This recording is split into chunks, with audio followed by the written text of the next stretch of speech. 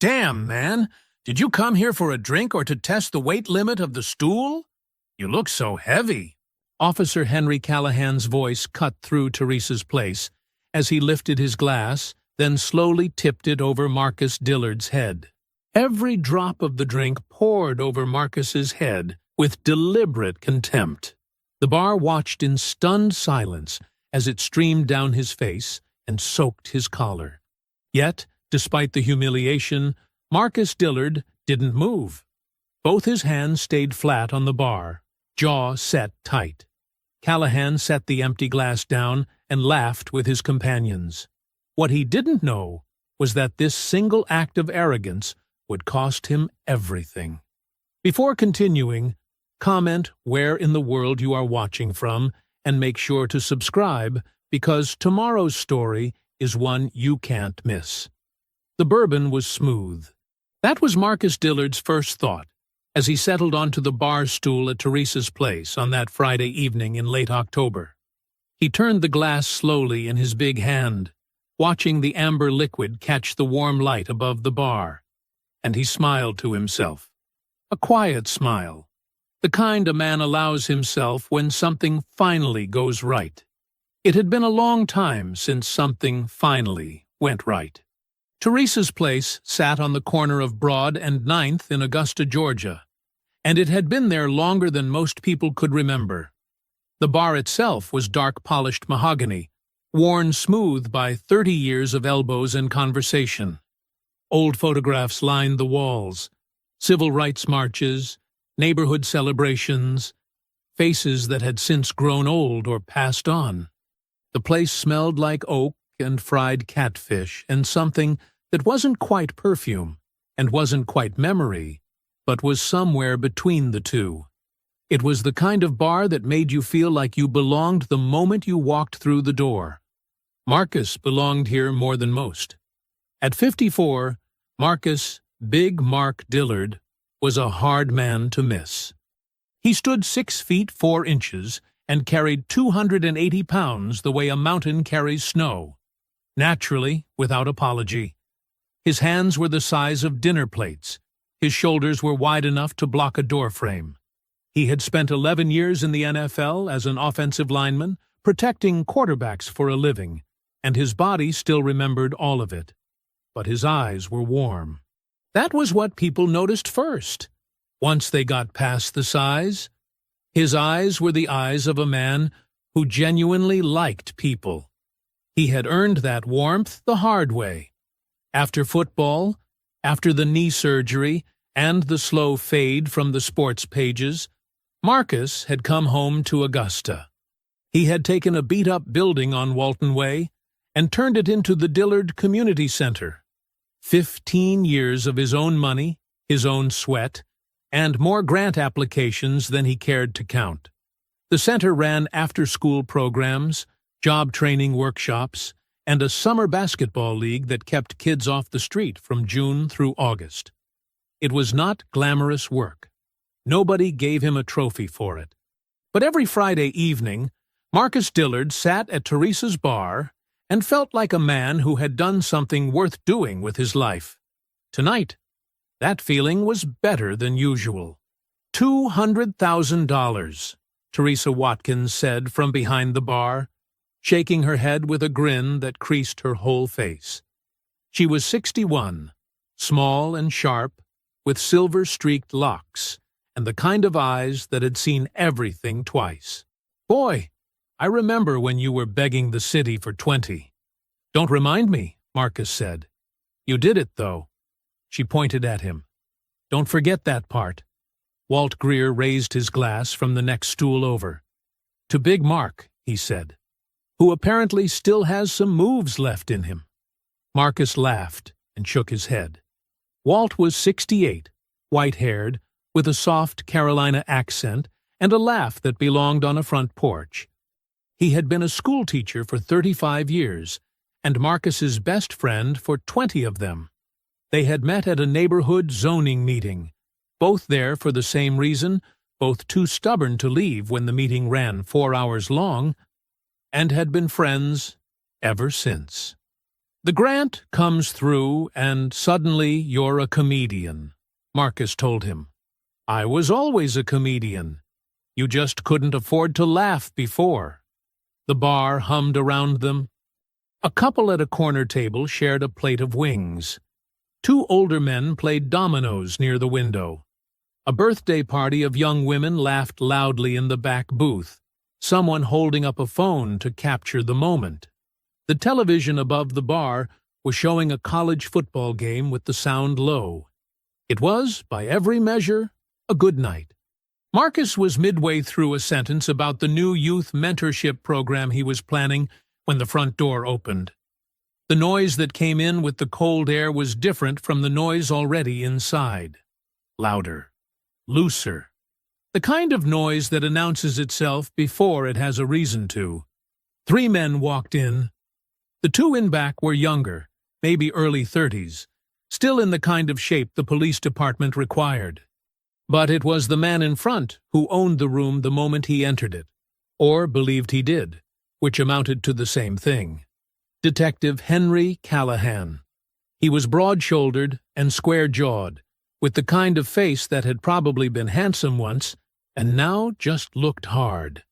He was laughing at something one of the other men had said, and the laugh was too big for the room, too comfortable with itself.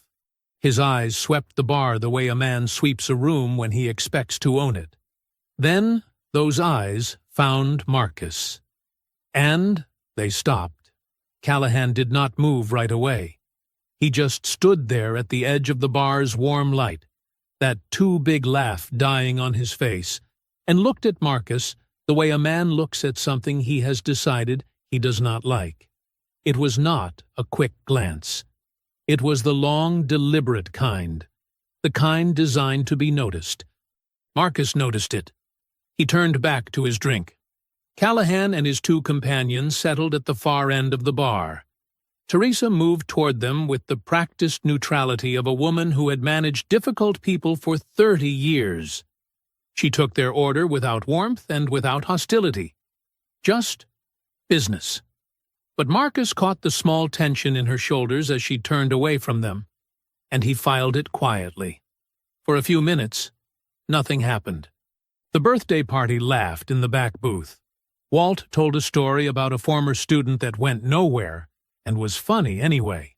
Marcus finished his bourbon and thought about ordering another.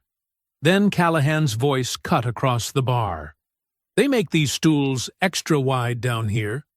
Or is that a special request? The laughter from his companions was immediate, practiced, the kind that exists only to encourage. The bar went quiet in pieces, the domino players first, then the couple at the corner table, then Teresa, who stopped moving behind the bar entirely. Walt set his glass down. Marcus kept his eyes forward and said nothing. I'm serious, Callahan said, louder now. I'm trying to figure out the engineering in that situation. Marcus breathed slowly through his nose. He had heard this his whole life. He had learned that silence was not weakness. Sometimes silence was the strongest thing in the room. He stayed silent. Callahan pushed off the bar and walked closer. His companions followed at a lazy distance, drinks in hand, already smiling. You're Dillard, right? Callahan said. Big Mark. You're the one who got up in front of the city council and told them to cut our overtime budget. Said the money should go to some little rec center instead. He tilted his head. My guys worked doubles for 6 months, missed their kids' birthdays, and you decided you knew better. I said what I believed, Marcus said quietly. He did not turn around. Yeah, Callahan stepped closer. That's what bothers me. Walt leaned forward. Friend, I think you've had enough for one night. Callahan looked at him like something small that had made an unexpected noise. Nobody asked you, old man.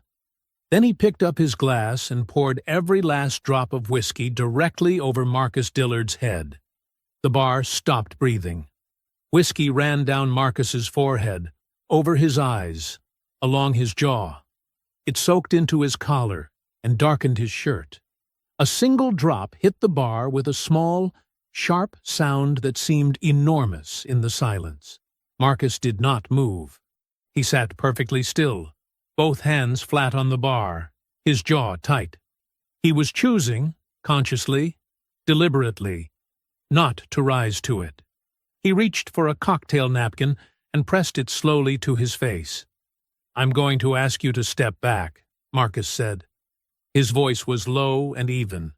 "Just step back." Callahan's smile curdled. Something in Marcus's composure, the refusal to explode, the quiet dignity of it, seemed to enrage him more than any outburst would have. "Ask me," Callahan said. "You don't ask me anything." And then he grabbed Marcus by the collar, both hands, hard, yanking him half off the bar stool with the full force of a man who had never once been told no by anyone who mattered. Marcus caught the edge of the bar with one hand to keep from falling. Teresa shouted something.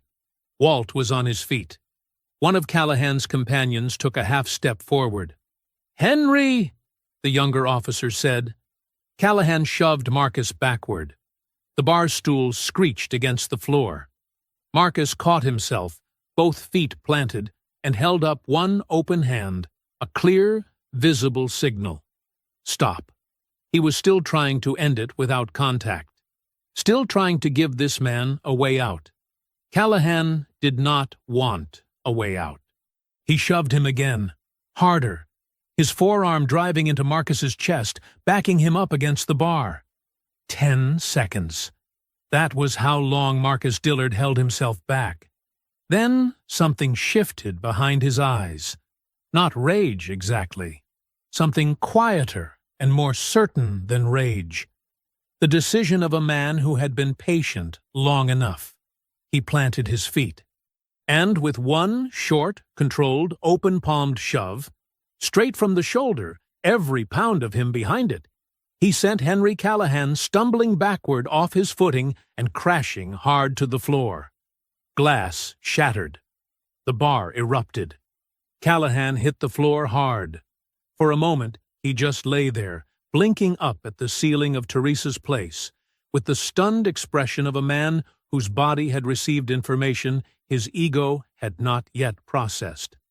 His glass had shattered somewhere behind him. A bar stool was on its side. One of his companions had spilled his drink, catching himself mid-step. Then the bar erupted. Not in chaos, in applause. It started at the domino table and spread fast. The couple in the corner. The birthday party in the back booth. A man at the far end of the bar who Marcus had never met in his life stood up and clapped like he was at a football game. Teresa pressed both hands flat on the bar and exhaled so hard her shoulders dropped 2 inches. Walt Greer was on his feet, with his glass raised. "That's enough of that," he said, to nobody and everybody at once. Callahan's 2 companions rushed forward. The younger one crouched to help him up.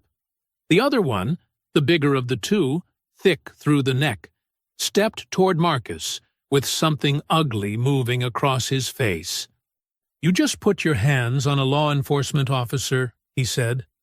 "Your friend poured a drink on my head," Marcus said. "Then he grabbed me by the collar. Then he shoved me. Twice." He said it calmly, the way you state facts that don't require argument. "I defended myself." "You're going to want to think very carefully about what happens next," the thick-necked one said. Teresa moved. She came around the bar with her tablet already in her hand, and the look on her face was not fear. It was the look of a woman who had been waiting 30 years for exactly this kind of moment and had the receipts to handle it. "Let me help you think," she said. She held the tablet up so Callahan's companions could see the screen clearly. On it was the live playback feed from the bar's security system. 2 cameras, high definition, time-stamped down to the second. The footage was already rewound to the beginning of the incident. She pressed play. The bar went quiet again. This time, it was a different kind of quiet. Everyone watched. The screen showed Callahan walking over. It showed his mouth moving. It showed him pick up the glass. It showed every single drop of whiskey falling over Marcus Dillard's head, while Marcus sat completely still, hands flat on the bar, not moving, not retaliating. It showed Marcus pressing the napkin to his face. It showed him hold up his open hand. It showed Callahan grab him by the collar and shove him. Twice. It showed everything. "I've had these cameras running for 2 years, Teresa said. She was speaking to Callahan's companions, but her voice was loud enough for the whole bar to hear. 2 cameras, high definition, every angle covered. She looked at the thick-necked officer directly. "Go ahead and call it in. I will be standing right there with my attorney and this recording." The thick-necked officer looked at the tablet, then at Teresa, then at Callahan, who had made it to his feet and was straightening his jacket with the careful movements of a man trying very hard to look like he had not just been knocked to the floor of a bar in front of 30 witnesses. Callahan's face was dark. His jaw was set. He looked at Marcus with something in his eyes that was colder and more deliberate than anger. Anger burns hot and quick. This was something that intended to last. But he said nothing. He picked up his jacket from the floor. He smoothed the front of his shirt. He looked once more at the tablet in Teresa's hand, and for just a moment, something moved across his face. Not embarrassment, not remorse, calculation. Then he turned and walked out of Teresa's place without a word. His companions followed. The door swung shut behind them, and the cold October air came in briefly, and then was gone. For a half-second, the bar held its breath. Then it exhaled all at once. Laughter, conversation, the resumption of the domino game, someone in the birthday party letting out a whoop that made 3 people jump. Teresa set down her tablet, reached for the good bourbon, and poured Marcus a fresh glass without being asked. "On the house," she said.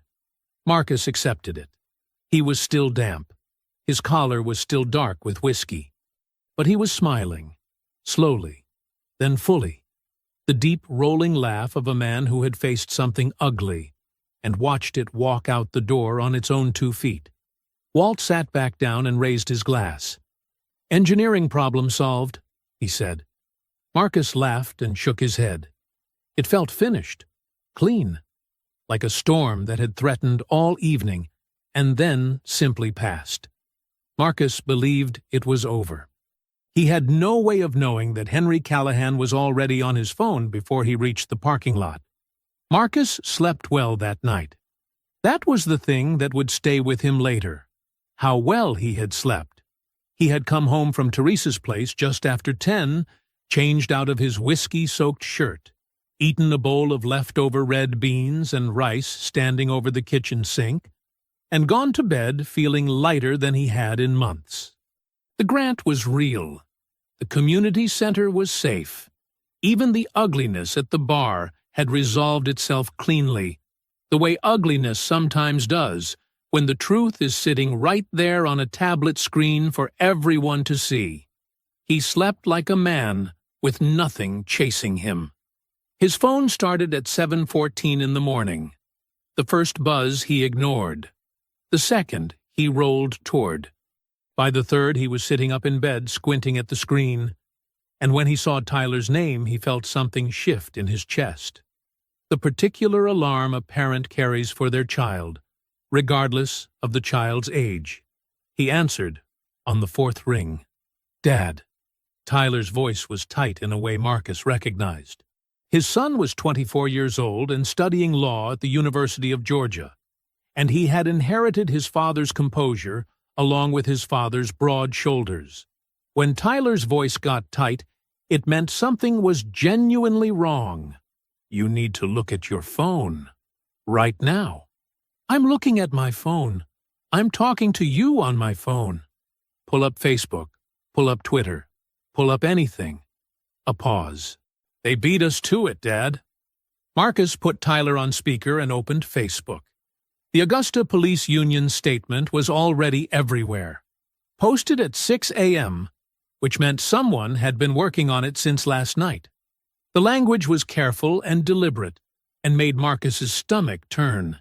It described an unprovoked attack on a decorated law enforcement officer by a large, aggressive individual at a local establishment. It mentioned that the officer had been off duty, attending a private celebration. It used the word aggressive 3 times in 4 sentences. It did not mention a drink. It did not mention a collar. It did not mention 2 shoves. Then Marcus saw the image. Someone had taken a still frame from Teresa's security footage. He could tell by the angle, the timestamp stripped from the corner, and cropped it down to a single moment. Just one. Marcus's open palm connecting with Callahan's chest. Nothing before it. Nothing after. Just a large black man with his hand on a white police officer, isolated from every single second of context that explained why. The image was already attached to the Union statement. It was already spreading. "Dad," Tyler again. "It's not just local." Marcus looked.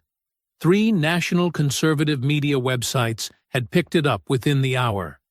The headlines were variations of the same thing. Ex-NFL player attacks decorated cop at Augusta bar. One of them had already generated 400 comments. He scrolled 3 comments deep and stopped scrolling. He set the phone face down on the nightstand and sat on the edge of his bed in the gray morning light. His hands were resting on his knees. He looked at them, those big, familiar hands, and thought about how a single image could take something true and turn it into something that looked true in the opposite direction. That was the craft of it. That was what made it so effective. They had not lied, exactly. The image was real. The moment had happened. They had just removed everything that gave it meaning. His phone began buzzing against the nightstand. Not calls, messages, notifications. The particular swarm that builds when something has found its audience. "You need to call your attorney," Tyler said. He had stayed on the line. "Today, Dad. This morning. Not Monday morning." "I know.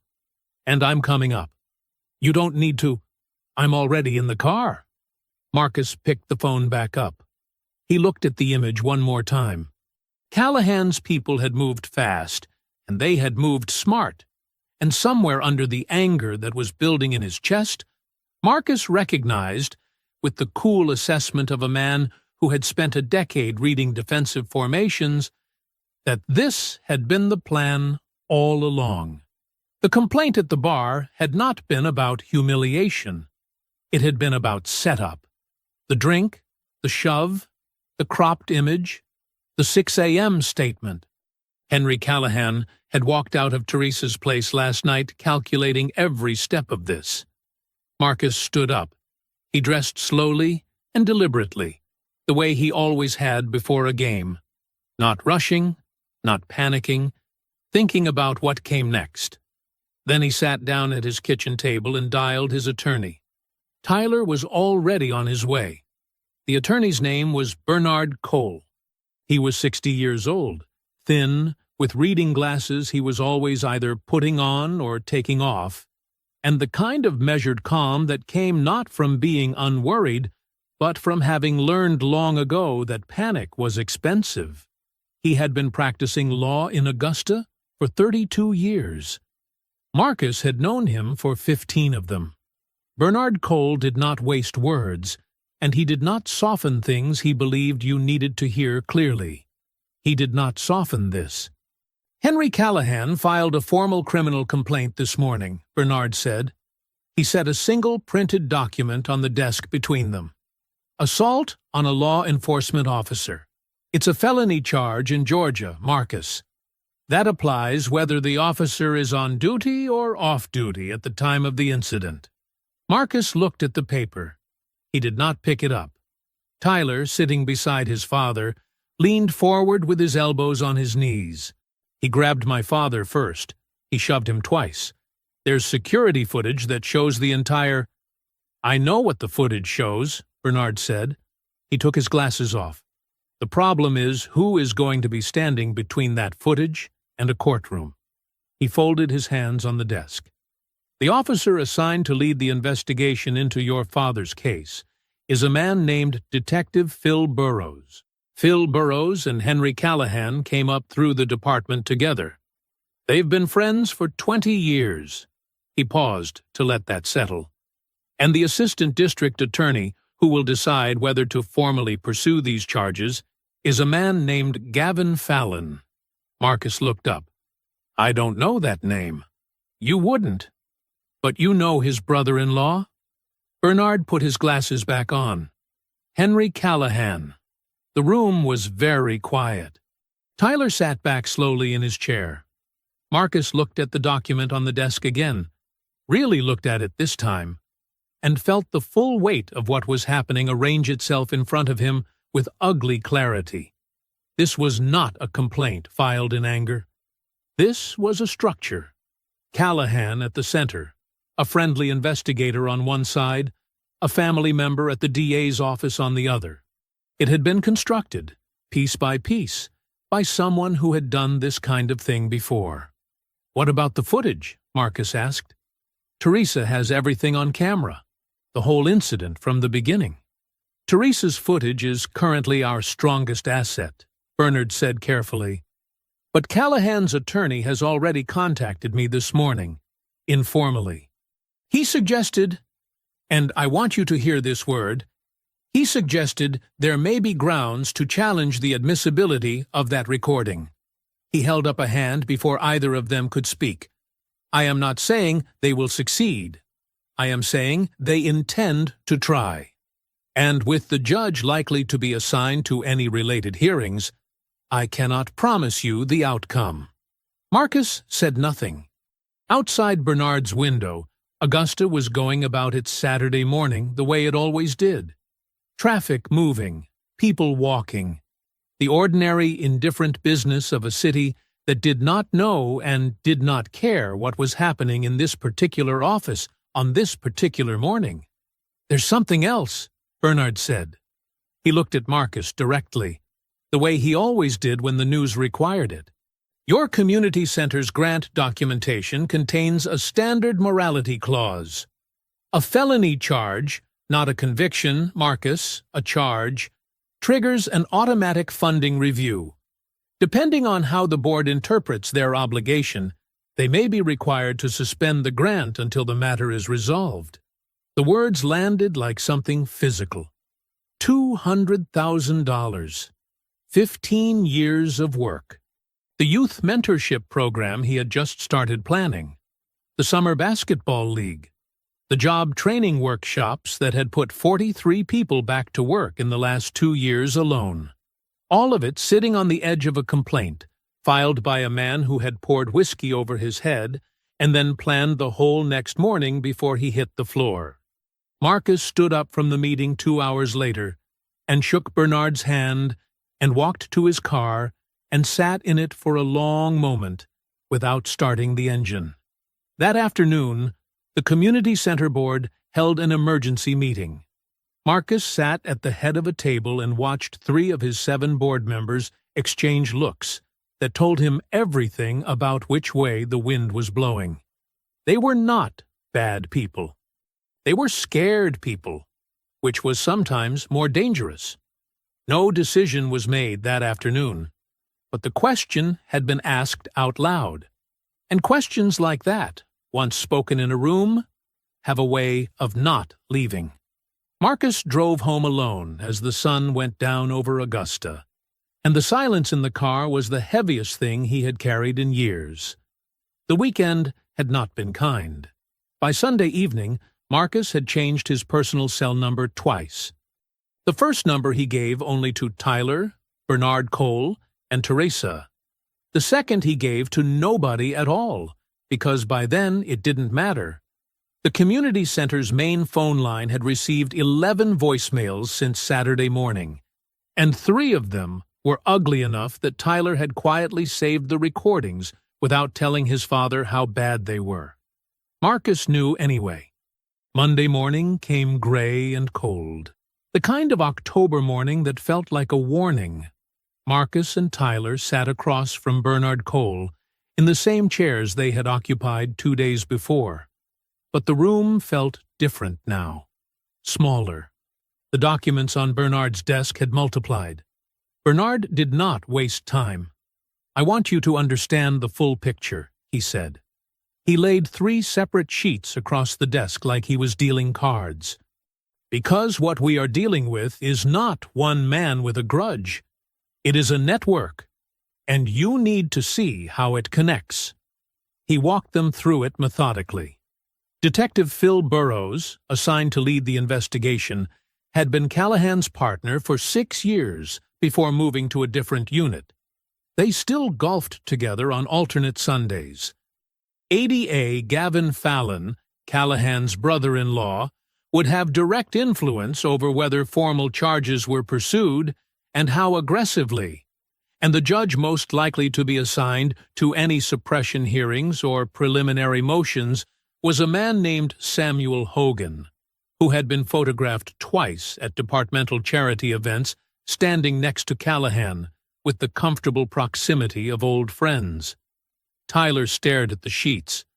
So the man investigating it, the man deciding whether to prosecute it, and the man who would rule on the evidence, they all have a relationship with Callahan.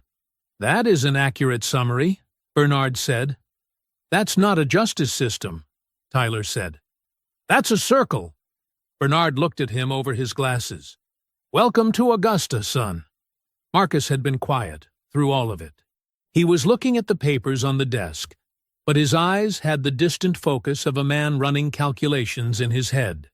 He had spent 11 years in professional football studying systems, how they were built, where they were strong, where the gaps were. What Bernard was describing was a system, tight, layered, and designed specifically to protect one of its own. "How many times has he done this?" Marcus asked. Bernard paused. "Done what, specifically?" "Filed complaints. After he started something. Used the system to flip the story." Marcus looked up. "How many times?" Bernard removed his glasses slowly. "That is a question worth pursuing," he said. "But I don't have that answer yet." Tyler did. Or rather, he knew who did. He had been thinking about it since Saturday morning, turning the name over in his mind the way you turn over a key when you're trying to remember which lock it fits. Violet Gilbert, Atlanta Journal-Constitution. He had come across her work 8 months ago in a research paper he was writing for his criminal procedure class, a 3-part investigative series she had written on misconduct patterns in mid-sized Georgia police departments. She was meticulous, she was fearless, and she had been, according to the paper's archives, actively covering Augusta PD for the better part of 3 years. If anyone had already been pulling on Callahan's thread, it was her. After the meeting, Marcus and Tyler sat in the car in Bernard's parking lot. Marcus was looking straight ahead through the windshield at nothing in particular. A woman walked past on the sidewalk pushing a stroller. A delivery truck rumbled by. The ordinary world, doing its ordinary things, completely indifferent. "I want to reach out to a journalist," Tyler said. Marcus turned to look at him. "Her name is Violet Gilbert. She writes for the AJC. She's been covering misconduct in this department for years, Dad. If Callahan has done this before, she may already have the documentation. And if she doesn't, she'll know how to find it." Tyler held his father's gaze. "We can't fight this thing in a closed room. They own the closed room. We need to bring it outside." Marcus was quiet for a long moment. He thought about the cropped image, the 6 a.m. Union statement, the 3 connected men sitting between him and anything resembling a fair process. He thought about his community center and the kids who showed up every afternoon expecting the lights to be on. Then he nodded slowly. "Do what you need to do," he said, "but do it right." Tyler pulled out his phone before they reached the end of the block. Teresa called on Wednesday morning at 8:45. Marcus was at the community center, sitting at his desk going through the grant suspension paperwork Bernard had forwarded the night before, when his phone lit up with her name. He answered, expecting her voice to be the steady, grounded thing it always was. Instead, she sounded like a woman standing on uncertain ground, testing each word before she put her weight on it. "They filed something," she said. "My attorney just called me. Callahan's people filed a legal motion. They want my security footage thrown out." Marcus set the paperwork down. "On what grounds?" he asked. "Signage." Teresa said the word like it tasted bad. "They're saying I didn't have proper notification signs posted, the kind that tell customers they're being recorded.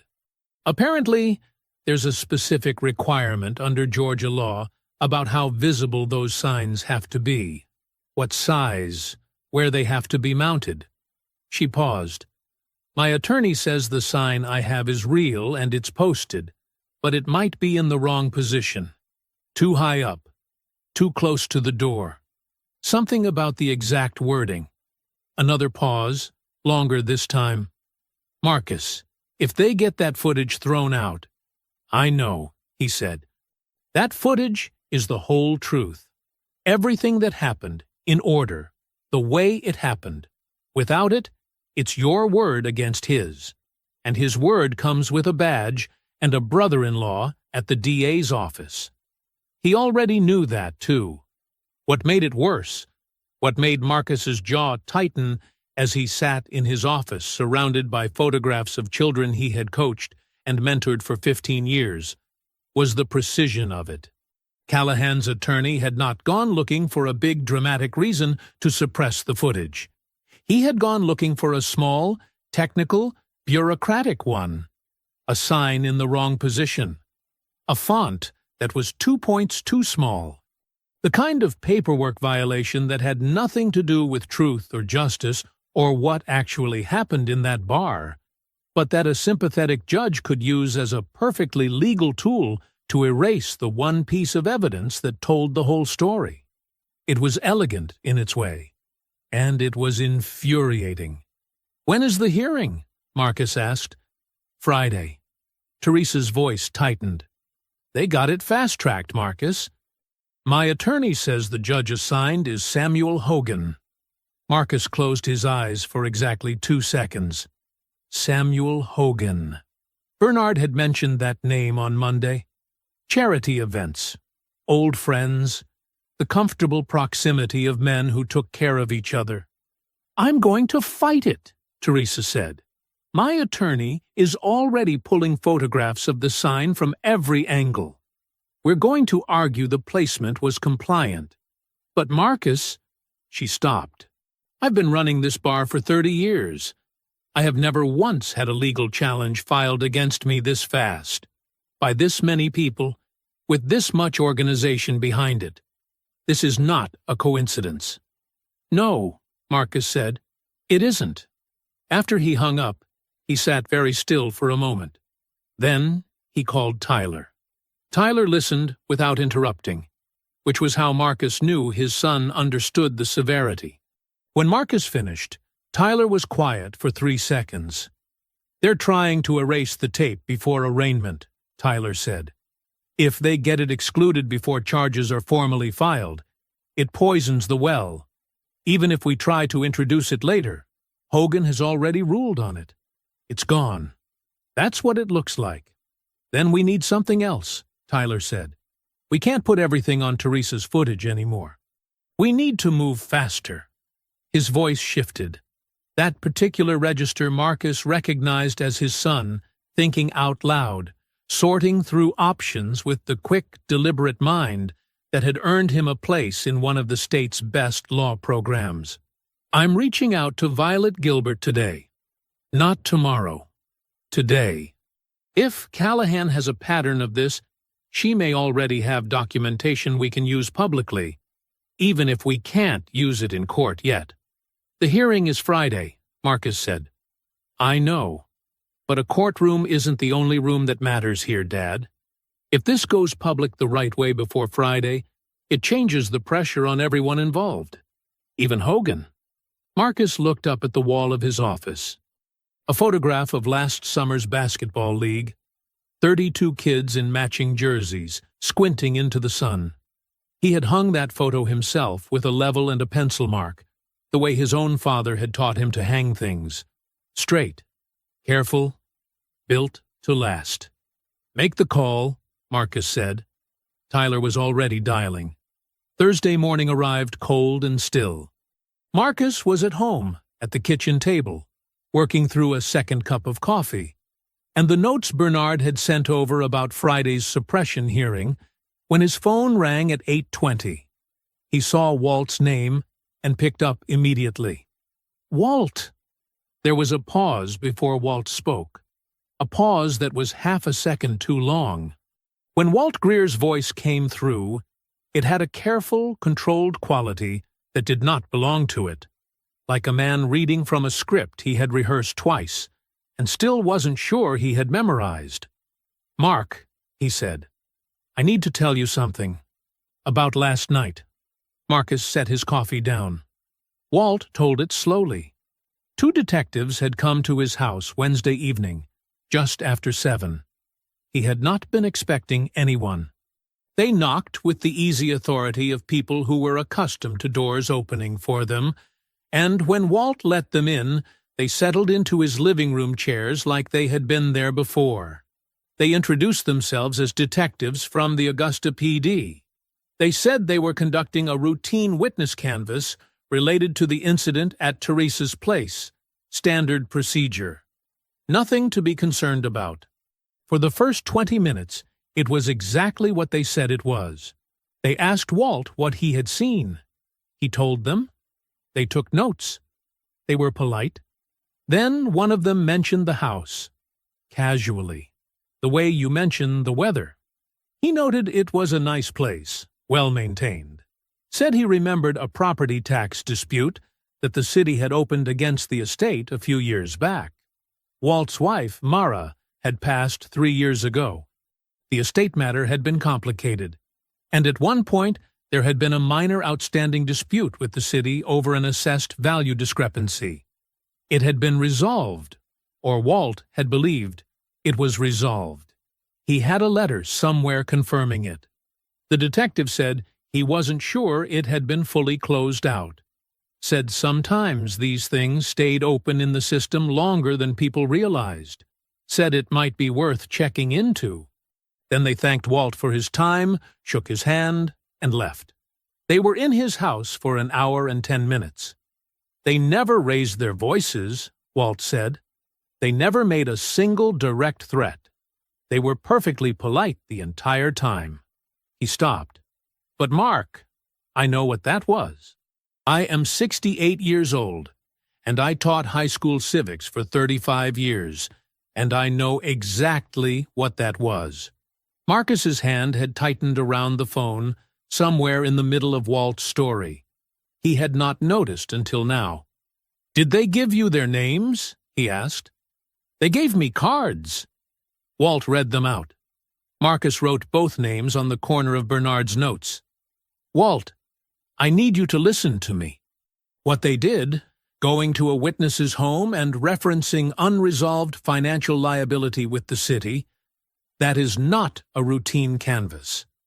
That is pressure. And pressure applied to a witness in an active case is a federal matter. Marcus kept his voice level. You didn't do anything wrong. You let them in. You told the truth. And you are going to be fine. But I need you to tell Tyler everything you just told me. Every detail. In order. Okay? Walt was quiet for a moment. I still want to testify, Mark. I want you to know that. I'm not saying I'm walking away. Another pause. I'm just scared. I didn't expect to be scared, and I am. That's an honest thing to say, Marcus told him. And it matters that you said it. After he hung up, Marcus called Tyler before he had set the phone down. Tyler listened to the full account without a word. When Marcus finished, the silence on the line lasted exactly 4 seconds. Marcus counted them. And then Tyler said, with the flat precision of someone filing information into a specific mental folder, "That's witness intimidation. Federal statute. I need Walt to write down everything while it's still fresh. Times, names, the exact language they used about the estate. All of it." He called Walt immediately after. Walt talked for 40 minutes. Tyler typed while he listened. That afternoon, Tyler assembled everything into a single document. The 2 detectives' names, the timeline, Walt's verbatim account of the estate comments, and the case context that made the visit's purpose unmistakable. He attached it to an email addressed to Violet Gilbert, marked it urgent, and hit send. Her reply came in 11 minutes. 3 words. "I'm coming down." Violet Gilbert was not what Marcus had pictured. He had imagined someone loud, maybe. Someone who carried their ambition visibly the way some journalists did, like a press badge worn on the outside of their personality. Instead, the woman who walked into the coffee shop on Broad Street Friday morning was compact and quiet, with quick, observant eyes and the unhurried manner of someone who had learned that the most important information rarely announces itself. She shook Marcus's hand first, then Tyler's. She set a worn leather notebook on the table beside her coffee and did not open it immediately. "Tell me about Henry Callahan," she said. So they did.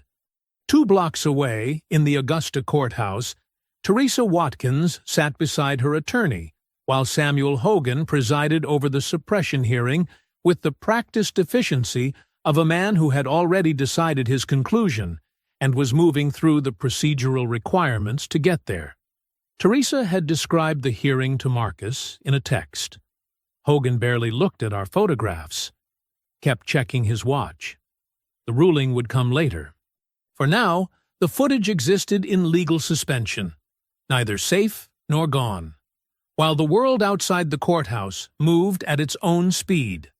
Tyler laid everything out for Violet in sequence. He had brought the full document package he had assembled over the past week, printed, organized, tabbed.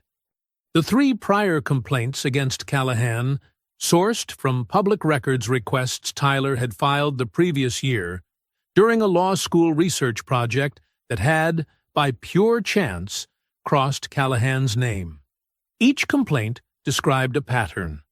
An altercation initiated by Callahan, a counter-complaint filed against the other party, and a quiet internal resolution that left Callahan's record clean and the other party with nothing. 2 of the 3 complainants were black men. One was a Latino teenager who had been 17 at the time. Violet read without interrupting. She turned pages slowly, and her pen moved in small, precise marks in the margin of her notebook. Then Tyler placed Walt's written account on top of the stack.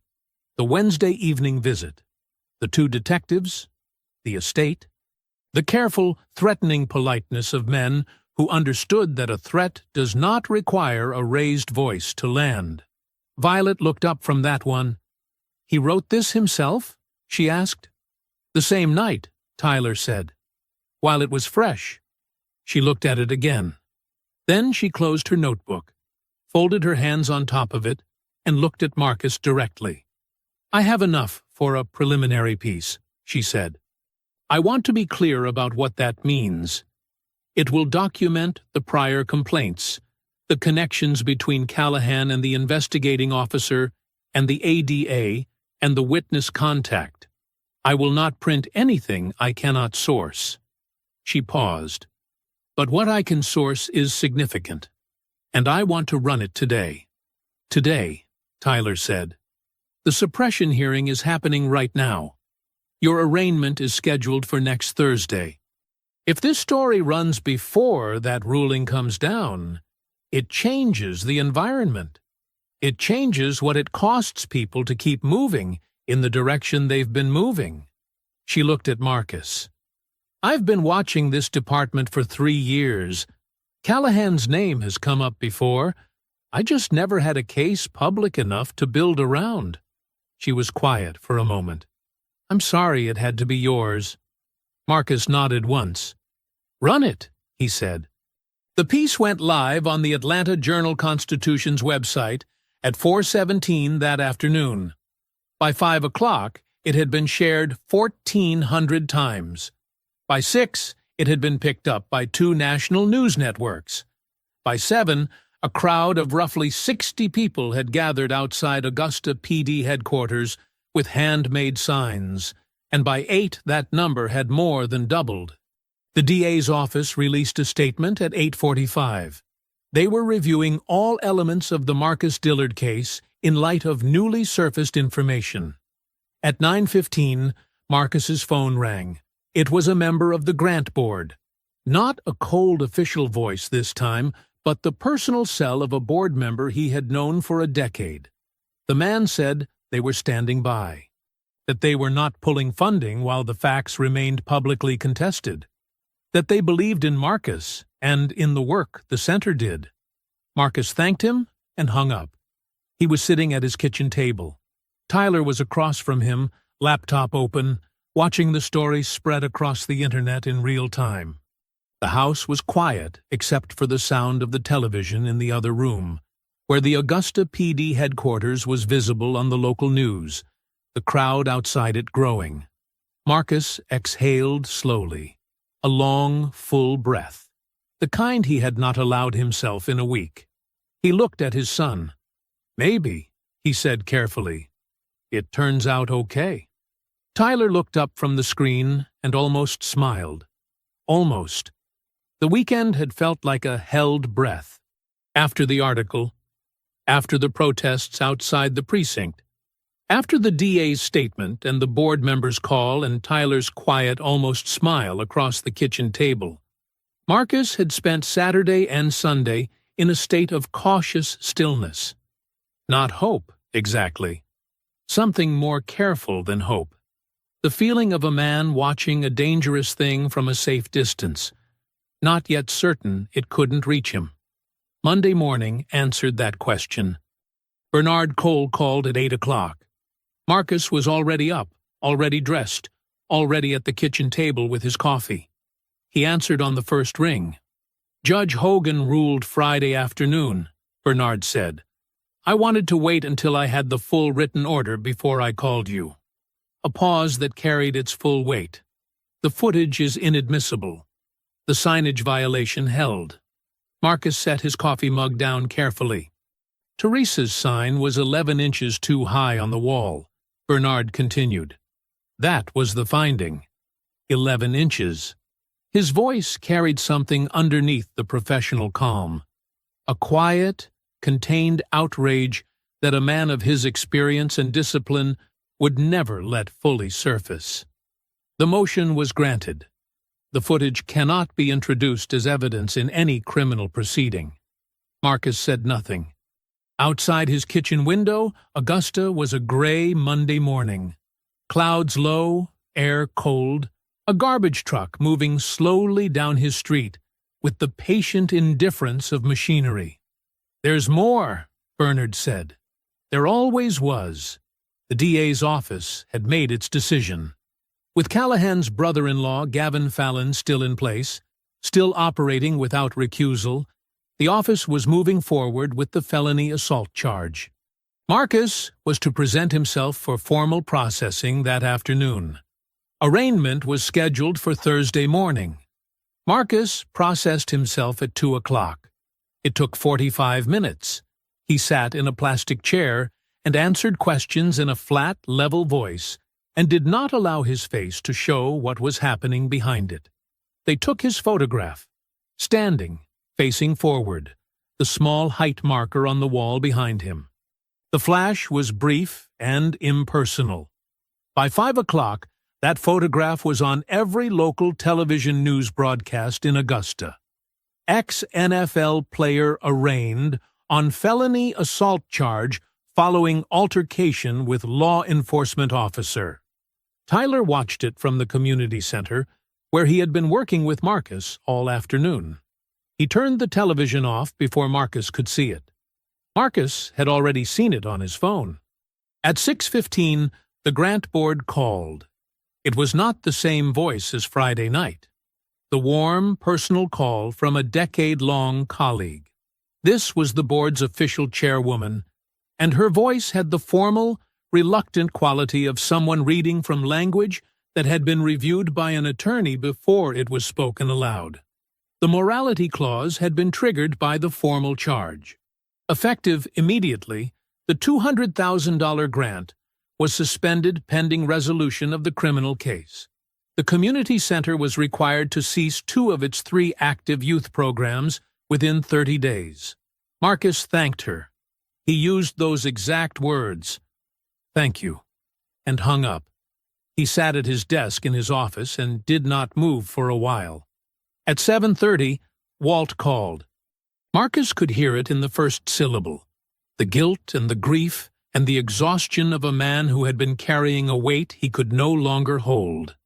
"I can't do it, Mark." Walt's voice was barely above a whisper. "I want to. God knows I want to. But I'm 68 years old, and I'm alone in this house, and I don't have the fight in me that you have." "I never did."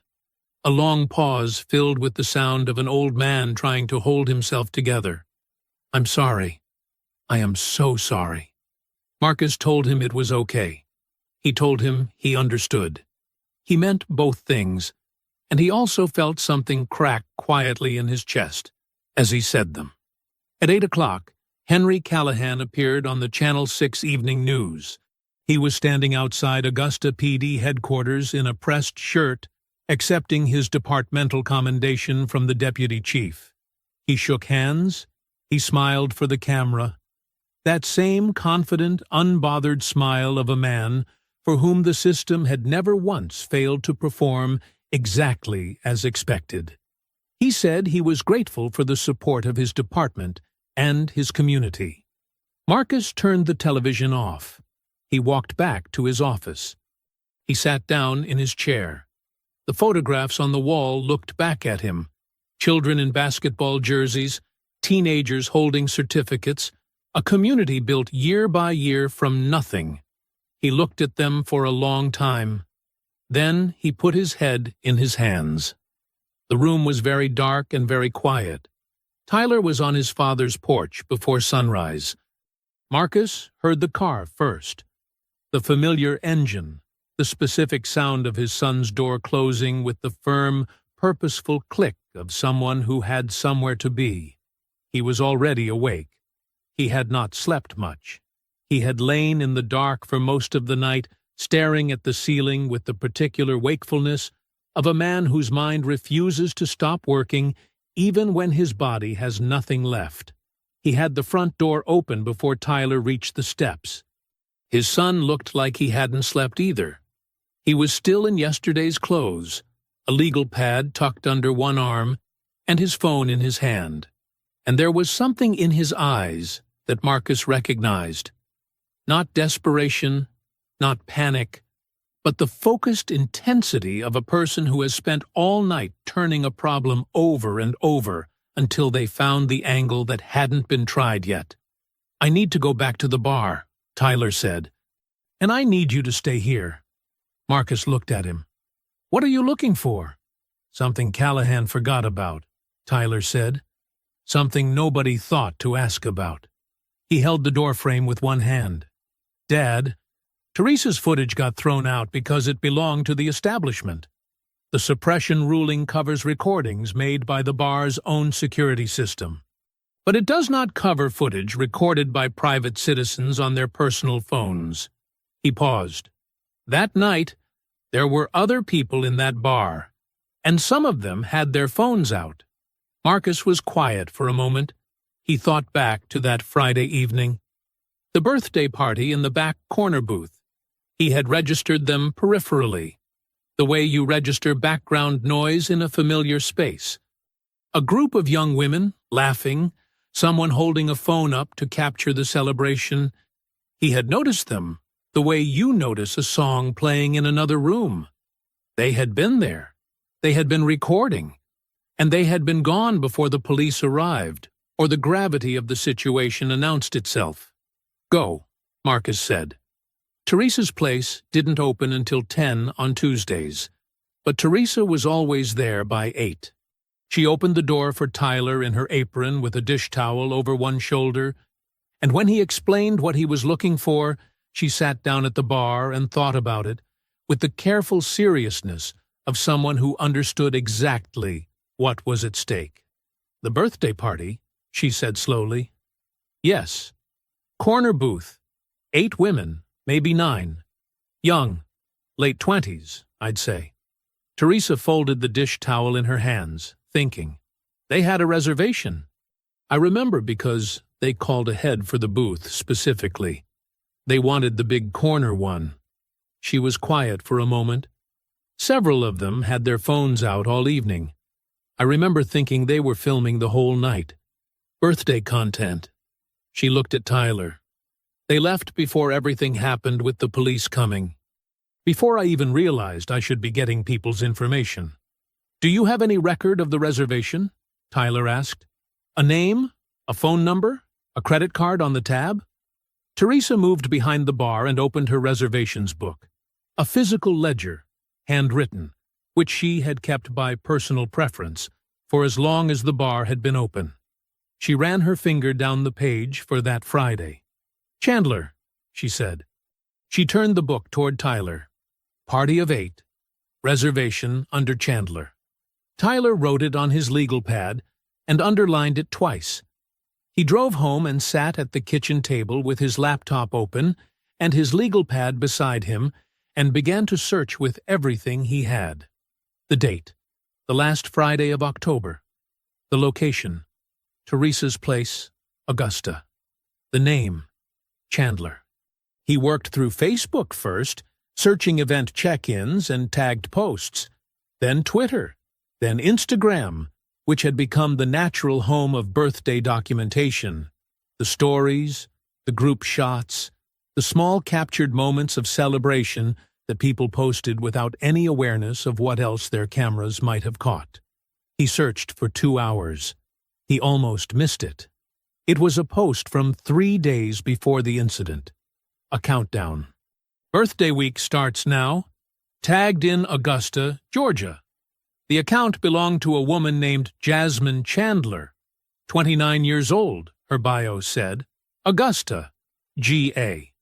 Tyler scrolled her profile with the focused care of a man diffusing something. And there, the last post before the night of the incident. A photograph.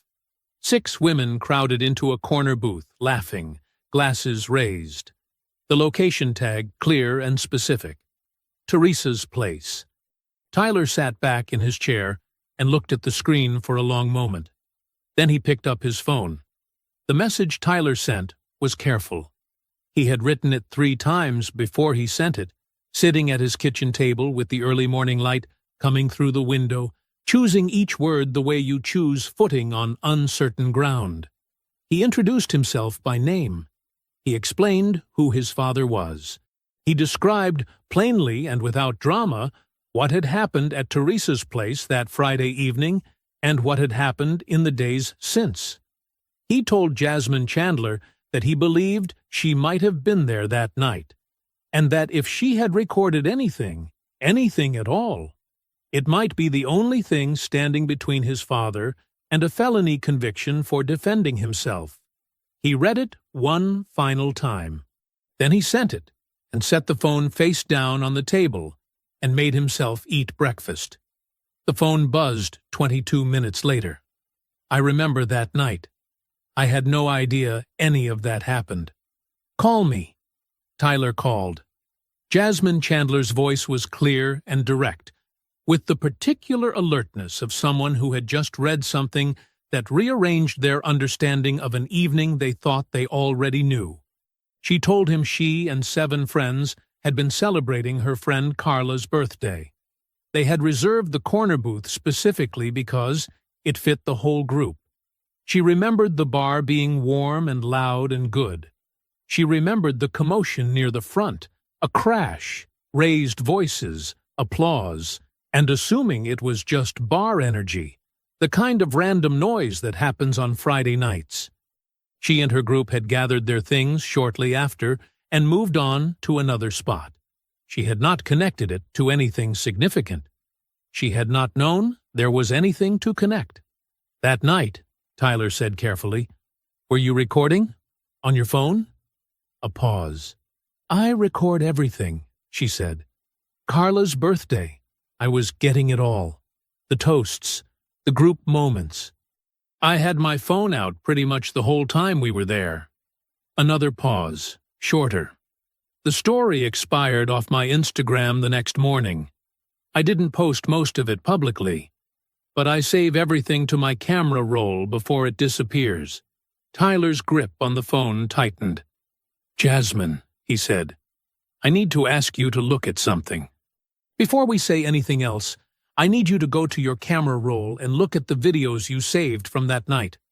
The silence that followed was 40 seconds long. Tyler counted them. "Oh," Jasmine said quietly. Just that one word, but the weight of it told him everything.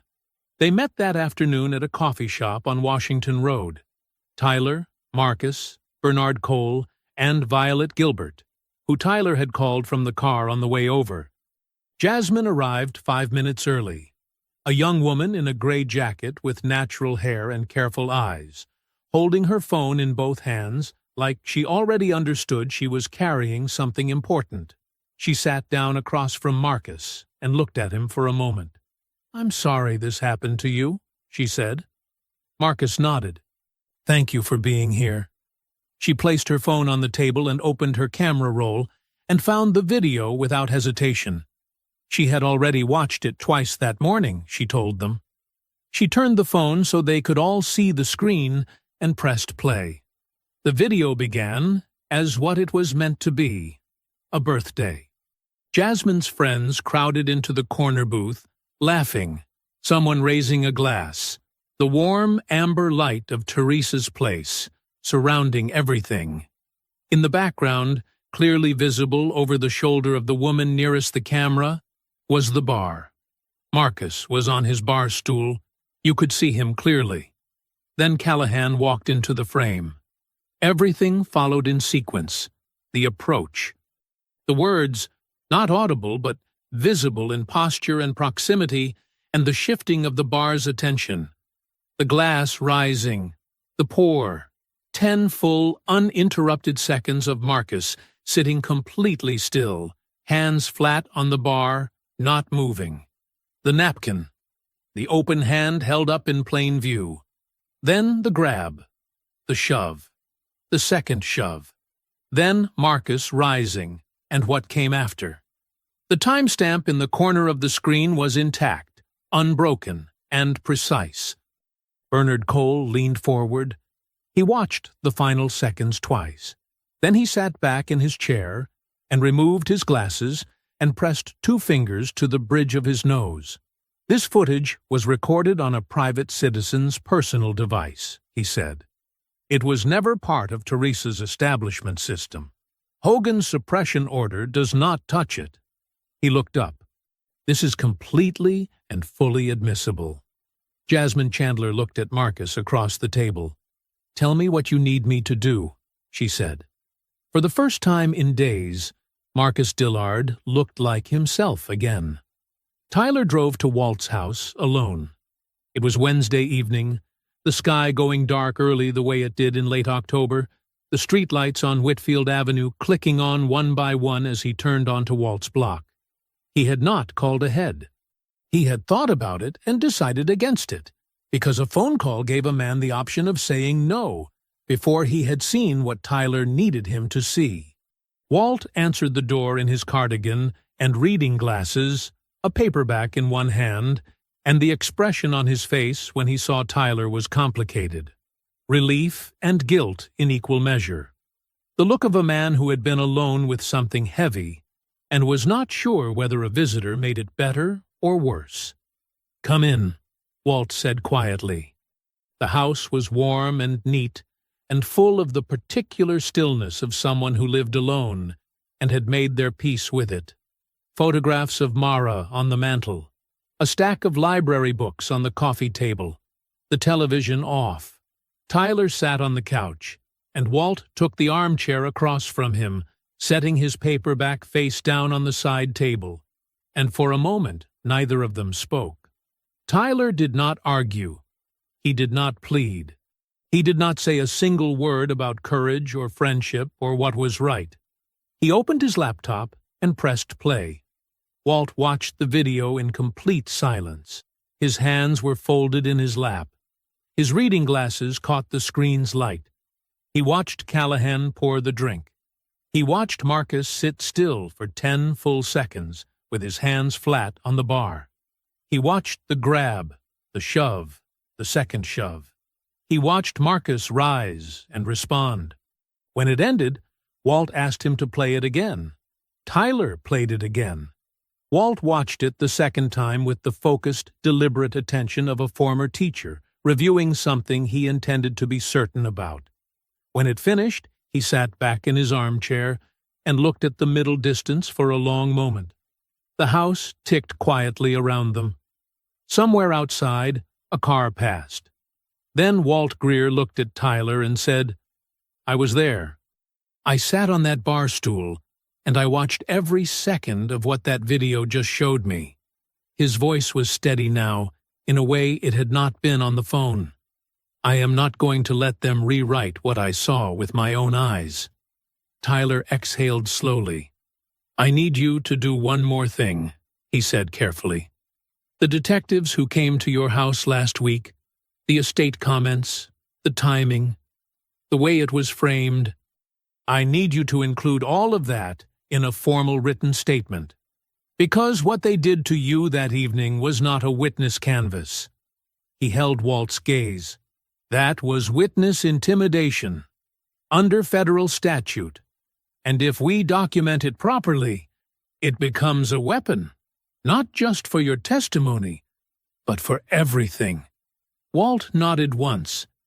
He reached for the notepad on his side table, the same one he had used for 35 years of lesson planning, and clicked his pen open. "Tell me what you need," he said. Walt wrote for an hour. Tyler sat across from him and asked clarifying questions and wrote his own notes alongside Walt's account. Every detail, the time the detectives arrived, their names from the cards they had left, the specific language used about Mara's estate, the length of the visit, the careful politeness that made the threat more effective by never stating it directly. When Walt finished, he signed the bottom of the statement in the same deliberate cursive he had used to grade papers for 3 decades. Tyler drove home and called Lieutenant Rachel Connor. He had spoken to her twice before. Brief, careful conversations conducted at her instigation, always on her personal cell. She was internal affairs, 2 years into a file on Callahan that the department's administrative structure had blocked at every turn. She had been waiting for a case that was too public to bury. Tonight, Tyler gave her everything. Jasmine's footage, Walt's formal statement, the documented timeline of the suppression motion, and the names of the 2 detectives who had sat in Walt's living room and mentioned a dead woman's estate. Connor listened without interrupting. When Tyler finished, she said, "I'm filing tonight. Augusta PD and the FBI Civil Rights Division simultaneously. The federal filing takes the case out of local hands immediately." She filed at 11:47 that night. By morning, Gavin Fallon, Callahan's brother-in-law, the ADA who had been steering the prosecution, had recused himself from Marcus's case without a public statement, his name quietly removed from the court filing before most of Augusta had finished their first cup of coffee.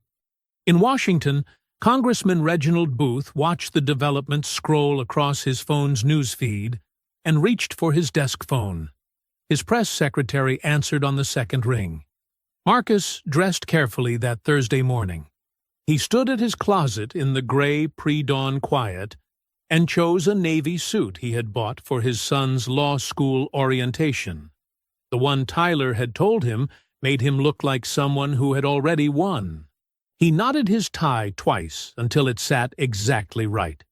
He polished his shoes at the kitchen table with the methodical patience of a man who understood that how you carried yourself into a room was its own kind of statement. Tyler arrived at 7. He looked at his father in the doorway and said nothing for a moment. Then he said, "Let's go." They drove to the courthouse mostly in silence. The radio stayed off. Augusta moved past the windows in the early morning light. Gas stations opening, school buses pulling out, the ordinary machinery of a Thursday running its course without any awareness of what it contained. Then Tyler turned onto Green Street, and Marcus saw them. 300 people. They lined both sides of the courthouse steps and spilled onto the sidewalk and into the street. Some held signs. Some held nothing but themselves, standing shoulder to shoulder in the cold morning air. Neighbors, parents, former players Marcus had coached in youth leagues 15 years ago, teachers from the schools his center partnered with, strangers who had read Violet Gilbert's article and driven in from Atlanta and Columbia and Savannah because something in them required being present for this. Walt Greer was near the front steps, his coat collar turned up, his chin raised. Marcus looked at the crowd through the windshield for a long moment. "Dad." Tyler's voice was quiet. "I see it," Marcus said. He got out of the car. The crowd saw him before he had taken 3 steps. A sound moved through them. Not a cheer. Not yet.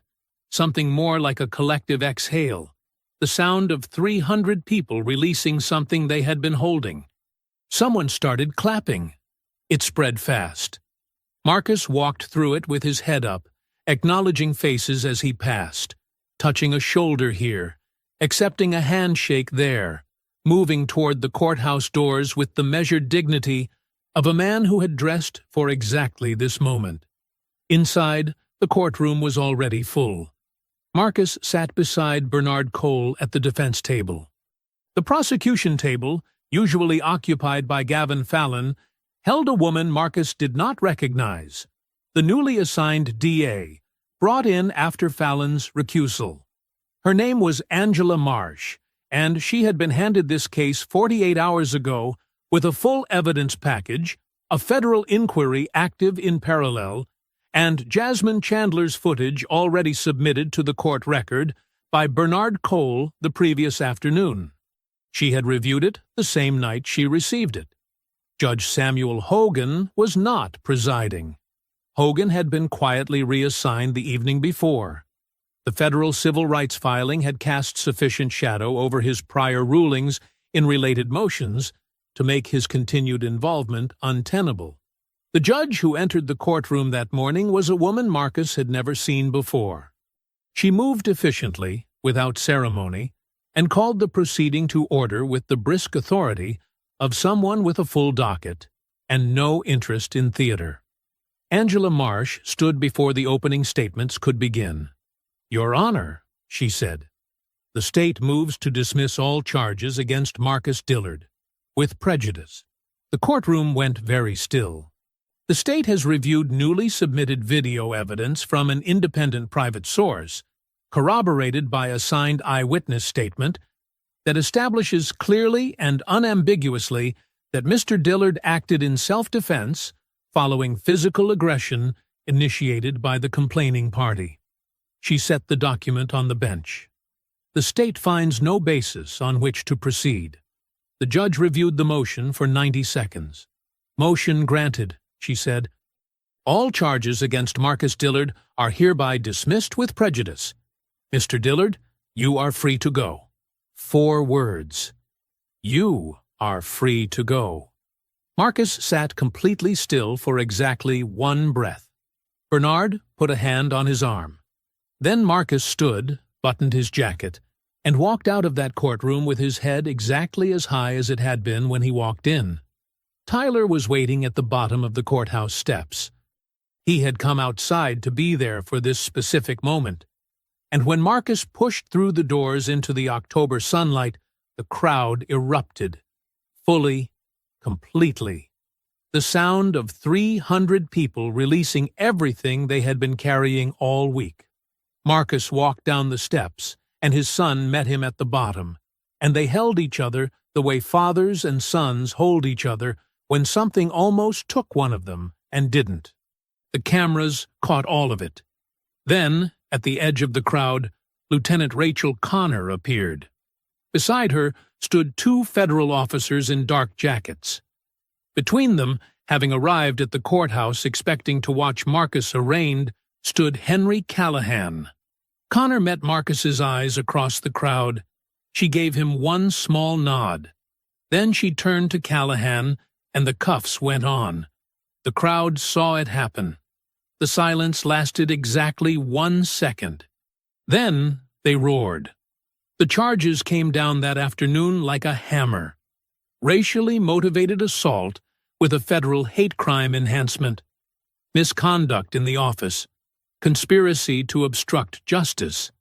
3 counts, each one a brick in a wall that Henry Callahan had spent 20 years building around himself, now stacked against him instead. His attorney released a statement by noon that said very little and convinced nobody.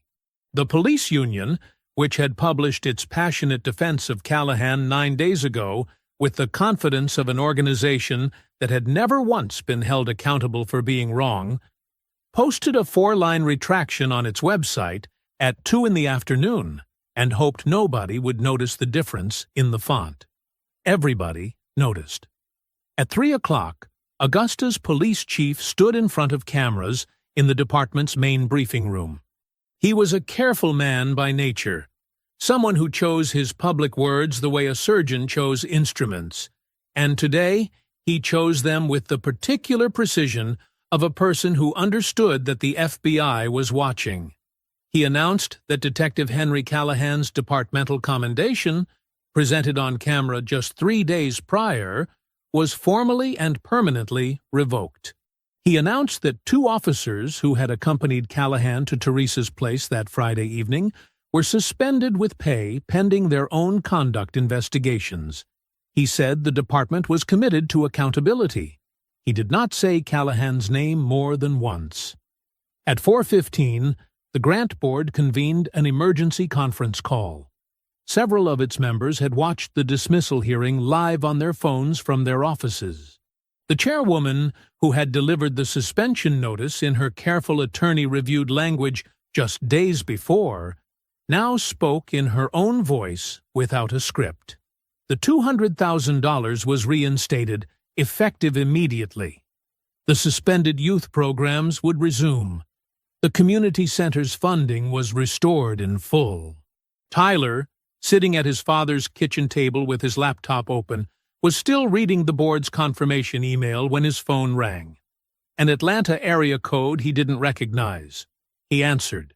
It was the director of a philanthropic foundation that had been following Violet Gilbert's coverage since the first article ran.